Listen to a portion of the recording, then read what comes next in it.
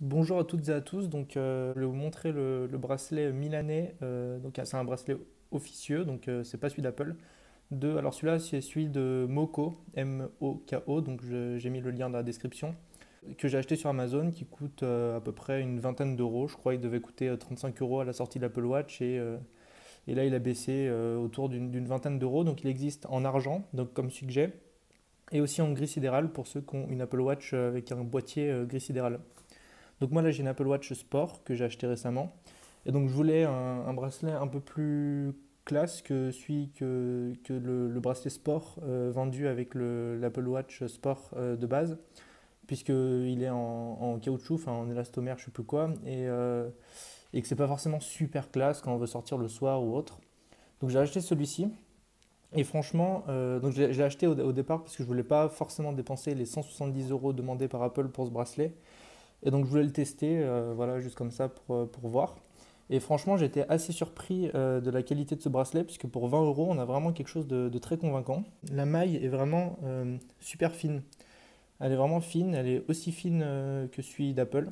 Elle est brillante, elle est fluide, elle est vraiment au toucher, elle est douce, elle est vraiment bien. Le fermoir là aussi, je sais pas comment on appelle ça, la petite plaque là, elle est vraiment pas mal aussi.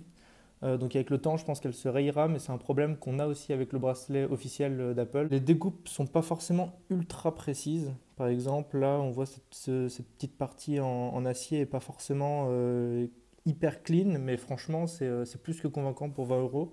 Ici, alors je sais pas si on voit bien dans la vidéo, mais ici, il y a même un petit point, enfin un léger défaut. Donc je vais l'enlever. L'avantage de ce bracelet, c'est que vraiment, il est hyper confortable parce qu'il est aimanté et donc on peut le placer exactement comme on le souhaite. Donc j'ai remarqué quand on met le bracelet un peu au hasard, qu'il pouvait, alors je vais essayer de provoquer le souci, voilà.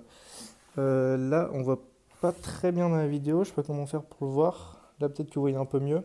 En fait le bracelet suit parfaitement la courbe du poignet, sauf à l'endroit du fermoir, puisque le fermoir applique une petite pression sur le bracelet qui contre la peau, et donc du coup ça fait une petite gêne aussi ici au niveau du poignet, en dessous du fermoir.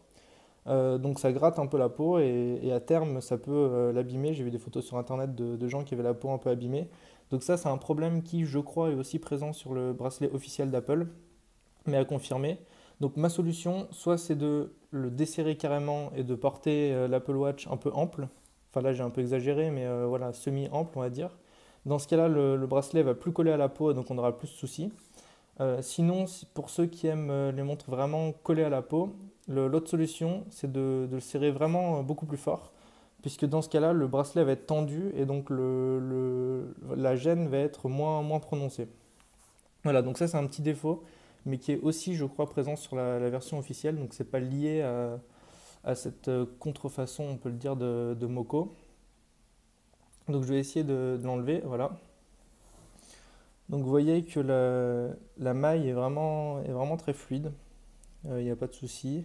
Ça fait légèrement je sais pas si on voit des petites lignes, quand je la plie, ça fait légèrement des petites lignes verticales. Donc elle est un peu moins fluide, là peut-être qu'on voit, vous voyez, ça fait des petites lignes ici verticales. Elle est peut-être un peu moins fluide que celle d'Apple, mais franchement, elle est plus que convaincante. Pour ceux qui n'ont pas de bracelet déjà en métal, donc de bracelet autre que par exemple la version sport ou nylon d'Apple, et qui se demanderaient si par exemple les fermoirs pourraient, enfin ces parties-là qui viennent rentrer dans la watch pourraient abîmer la watch, alors la réponse est non. Ça n'abîme pas la watch parce que Apple a prévu le coup.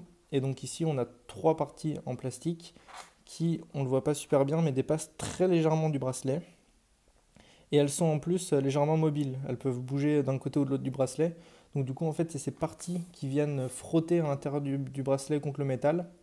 Et donc on n'a pas, enfin ma watch est récente, mais on n'a pas de marque de rayures qui sont provoquées à l'intérieur par le bracelet.